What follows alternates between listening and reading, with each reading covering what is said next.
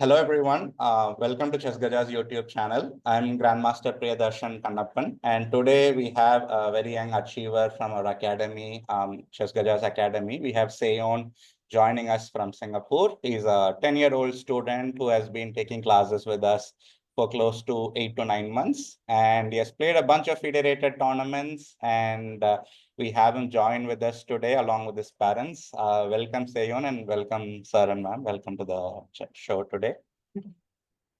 So Seiyon, can you briefly introduce like how you started playing chess and when did you start playing chess? Sir, I started playing chess 2 years ago.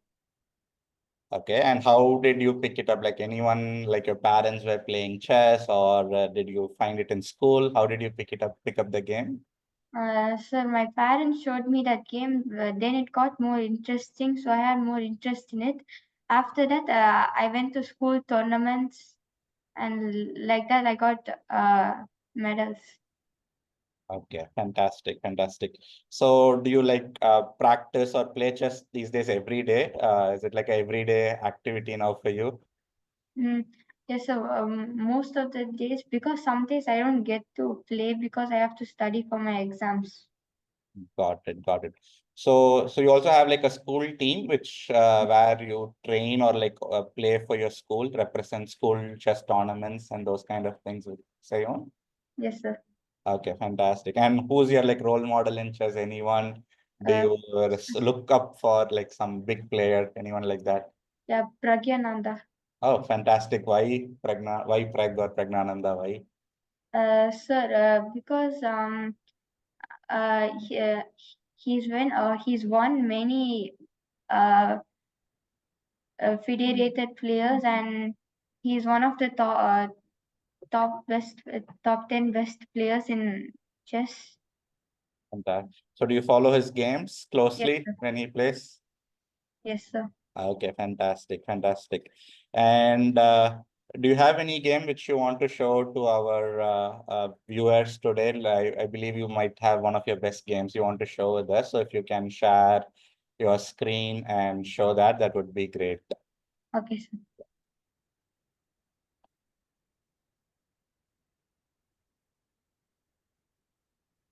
So you are playing white in this game, I believe, Yes, sir. right? Yeah, okay. So yeah,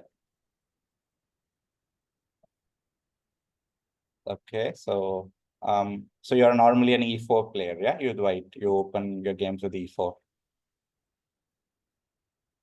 Okay.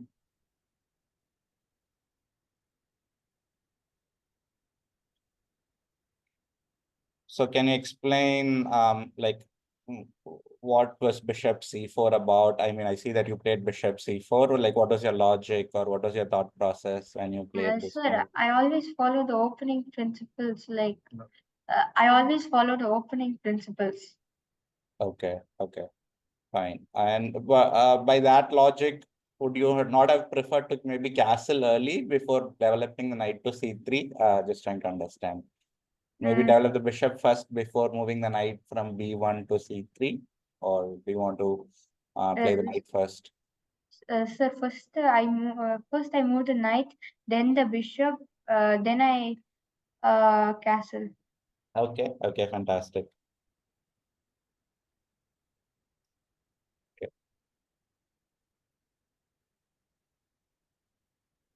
okay. And so what is the logic of d4? Like, can you explain what was your thought process when you went played this Sir, move? because d4 there's only one attacker, and there are two defenders for the pawn. So I'll be up in material. That's why. Also, And I if your don't opponent control of takes the the center. pawn on d4, what did you plan? Do you plan to take it with the queen or with the knight if they play e takes d4? Sir, with the queen. And why the queen? Sir, so that I can do moves like queen to g7, like that. Okay, so you're saying you're attacking the g7 pawn, black has to defend that, or the d6 pawn, the d6 bishop is also under attack. Yeah. Yeah. Okay, fantastic. So queen e7. Okay. Okay, so when, let's say if you look at this position, irrespective of the game, like what do you look like? Do you think you have an advantage here, or what is your analysis or evaluation of this position here? Sir, Let's say. now I think like it's a bit equal since uh, both of us are like equal points, and I think so. Mine is better because we have more pieces developed than his, because he has only his queen developed while I have my bishop and knight developed. That's absolutely true. You have a pretty big lead in development. Also, your king is much more safer, right? You have castled and your opponent is still at least like 2 moves away from castling, right? Yeah. So for example, in this position, I would suggest, a move like queen f3 or something, because you can develop a queen as well. And you are also threatening like something like bishop f4 and attacking the queen the next to move after queen f3. So yeah, so continue. Can you show the game? Yeah. Okay. So I guess you missed the check and you Yes. dropped the piece. Yeah.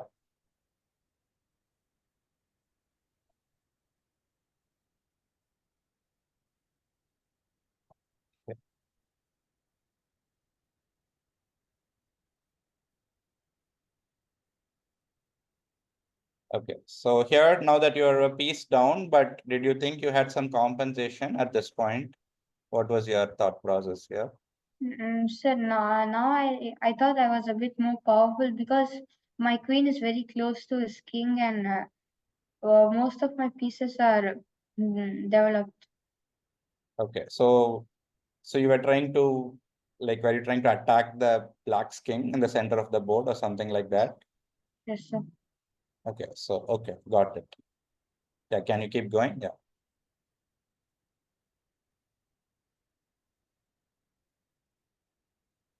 Okay. So what was the idea of queen d6? Can you explain that a bit, please? 96. Sir, I thought I could move queen d6 like so that I could do checkmates like a bishop to c5 like that. Okay, so you wanted to put more pressure on the e7 knight especially. Yes, sir. Okay, okay, got it. Makes sense. Yeah.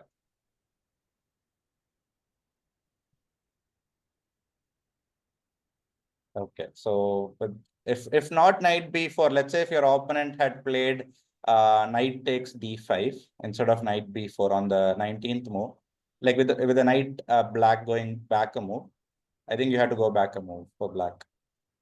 Yeah, so if black took knight takes d5, what did you have in mind as white? What would you do here? Would you take with the rook or the queen?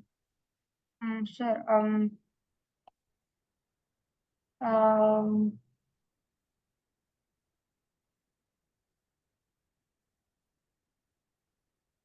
sir, rook. Yeah. Why with the rook? What is the Sir, logic? because with rook, I can make more. I can threaten the king more. True, because if you take with the queen will get exchanged, right? So the attack will kind of disappear if you take with the queen on. So fantastic, fantastic. So thanks for showing the game, Seiyon. So yeah, if you can maybe stop the screen sharing. Thanks for showing this game. So you played this tournament recently, right? The 65th National Inter-School Team Chess Championship. Yes, Maybe sir. can you tell a bit about your experience? Because I heard your team finished second prize in the international school category. So like maybe tell a bit about your experience from that tournament. Sir, it was a great experience. Most of the games were a bit easy, but the last one was a bit hard, so I had to keep on playing for 1 hour. Um, the time management was 15 minutes plus 20 seconds. In the last game, if I had won, we would have gotten first place. Oh, their team would have won the first place. Okay, Yes, so like how many member team? Is it a 4 member or a 5 member team also a thing? full member. And how do they select the players? Is it like they have some qualification tournament in school, or is it like how does that work in school? The first, in the qualification tournament, the top 8 players will be selected. The first top 4 players and the second top 4 players will be separated into 2 groups. Okay, so you were on the top 4 players of your team. Yeah. Okay, fantastic. And also, I heard you played that FIDE Guinness record event. So can you tell a bit about that experience as well, the Sure. tournament? In that experience, it was a bit hard since I had to play with a many federated players, but I won few federated players that time. Oh, fantastic. So was that a rapid tournament as well, that one? Yes, sir. Okay, great. And I'm sure you know that the World Championship match is going to be held in Singapore in like November. So are you following that tournament? Like who is playing? What is any excitement related to that tournament? Yes, sir. Like whom are you supporting? Ding Liren, the current champion, or Gukesh, who is going to challenge him? Any favorites you have? Yeah, Gokesh. Okay. So you follow Gukesh games as well? Like he's Yes, also sir. like as young as Pragnananda, whom you were mentioning as your role model earlier. Yes, sir. Okay, great. Fantastic. So maybe we'll have some questions to you, sir and ma'am, Mr. Vikram and Karthik, ma'am. So maybe can you tell like how did like you introduce chess to your kid? Like why did you decide to like introduce chess to your son? What was the logic behind it? Okay. Hello, sir. Yeah, nice to have us this interview with you. So, I had been playing chess from my small age, but like whatever I learned by myself, I just know to move the basic moves of each of those pieces. So I didn't have any training or any coaching. So yeah, basic moves. That's what my level of chess. And then I thought maybe my kids also, if they have some interest, then we can try to see how they are playing. So we just bought some chess board when he was 8 years old or something from a toy shop, and then I just told him what are the basic moves, and then he seemed to show some interest, and he was like quite playing. Yeah, we never thought he will play this well. Like we just thought like for fun, like for entertainment, we'll just do. But like he showed good interest in playing chess actually. The Okay. way he was like, yeah, every other time, like every other person he's playing, he was able to beat them, like the common people I'm telling. So we thought like if he's able to do, maybe if he has any kind of coach or anything training, like it will be good for him. And daily he loves to play chess actually. Yeah. He does a lot of Lot of puzzles and puzzles, some yes. games he does, but yeah, because of a lot of school activities. Is finding it little challenging because school also they have a lot of things to study. Otherwise, he's very much into chess. Like he always he's been in chess. Like he wants to play. Yeah. Okay. Yeah. And how is like sorry, you're saying No, something? yes, sir. Yeah, go ahead, please. Yes. So like how is like school support for chess? Like in India and all, they do a lot of support. Like how is it in Singapore for like is it like an after school activity or is it some sort of do they give any support from school for In this? a school, they don't have a much like a chess club or chess training. But what at least they try to do is any of these competitions in Singapore, they try to give us send us the invitation, and they help us in the registration and enrolling. So even last year, how we started this training is because in last year there also was one more international schools only competition. So they had many teams from his school. There was not much entry criteria. So many people who were interested in chess from their school, they selected and they participated in the tournament.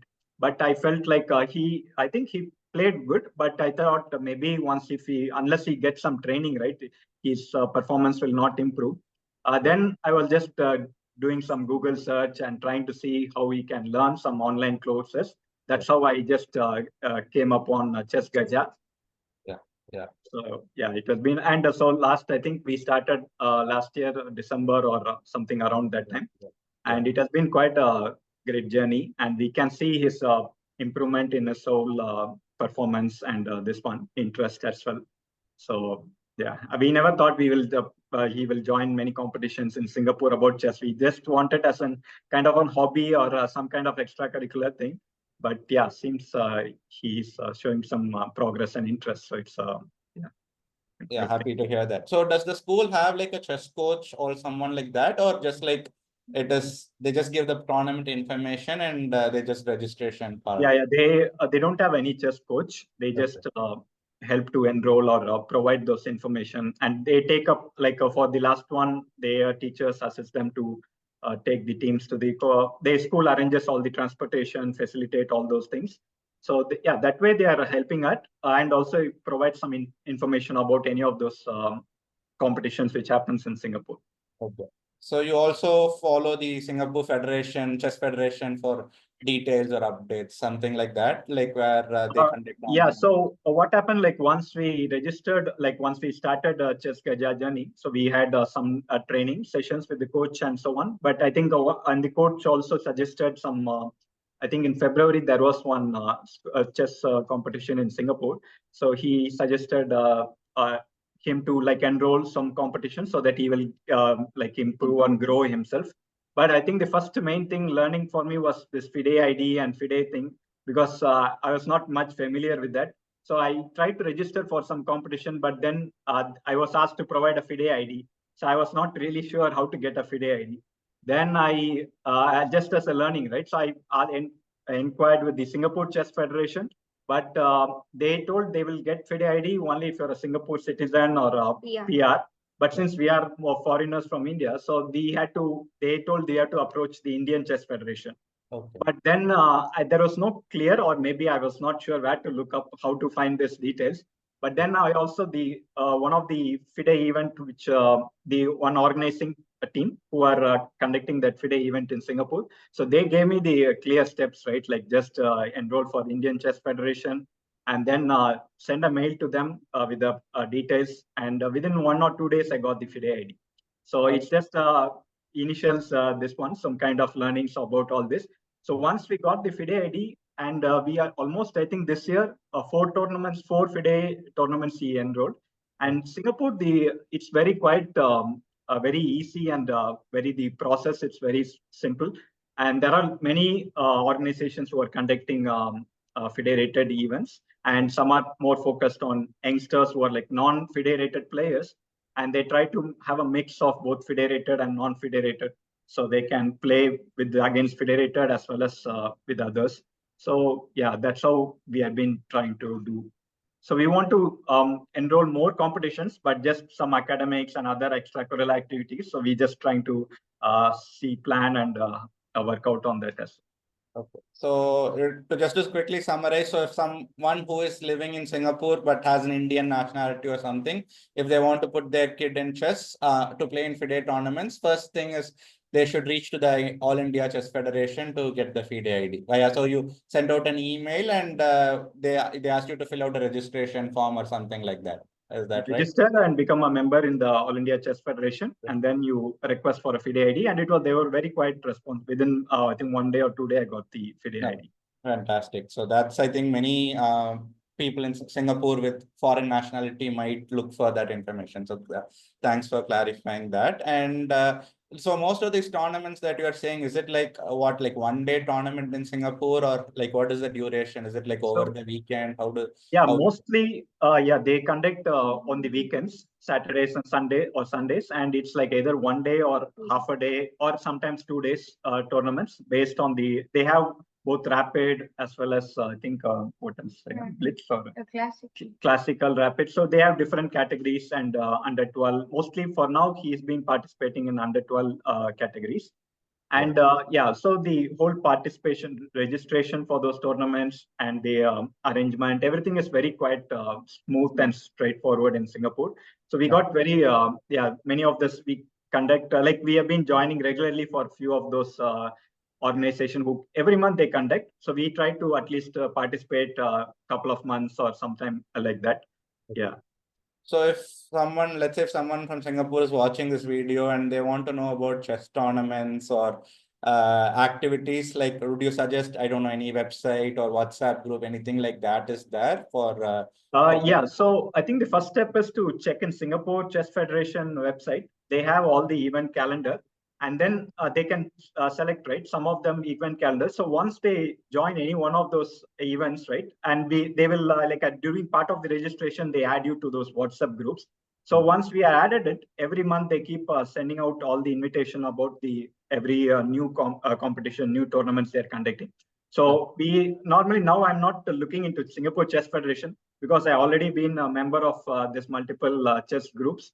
So I just keep getting all these invitations, and then I just and the registration process is very easy. There is in Singapore we do a PayLah or Pay Now thing. So I just they fill out the form, give the FIDE ID, his name, and just payment screenshot, and then you are registered.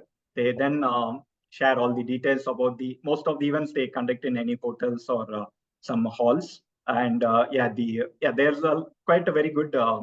I think the management of all those events are very quite good. So you can parents or a guardian can accompany the child. They even provide transportation facilities if you want to pick up or drop the kids, plus food and other snacks, drinks for the kids or parents. You can accordingly register. So now that this World Championship match is happening, is it like creating any buzz in Singapore? Is there a lot more visibility for chess now in Singapore now with this match? Yeah, I can see there now even the tournaments. I think many about this. There is a lot of information about shared about this world tournament competition, which is planned this year. I think in December, right? Yeah, so November, yeah. November, yeah. So and I think a lot of schools also now become more active in this kind of chess. I think even this one, there was 78 teams almost from across Singapore. So many local and international schools were participated. So there is quite a lot of interest about chess, and also there is a lot of tournaments and this one to training camps and coaches for coaching for children in Singapore. Okay, got it.